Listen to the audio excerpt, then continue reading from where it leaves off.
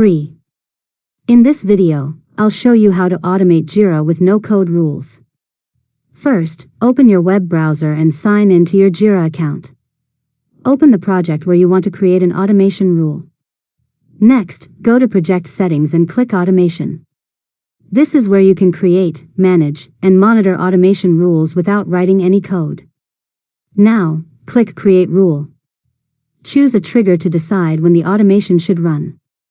For example, you can trigger a rule when an issue is created, updated, transitioned to another status, or assigned to a team member.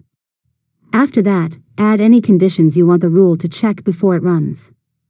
You can filter issues by project, issue type, priority, status, labels, or other fields to make sure the automation only applies when the right criteria are met. Next, add one or more actions for the rule to perform automatically. For example, you can assign an issue to a user, update a field, transition an issue to another status, add a comment, send an email, or create a new issue.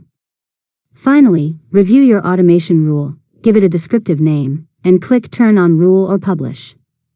Test the rule by performing the selected trigger and confirm that Jira automatically completes the actions you configured. And that's it. You've successfully learned how to automate Jira with no-code rules.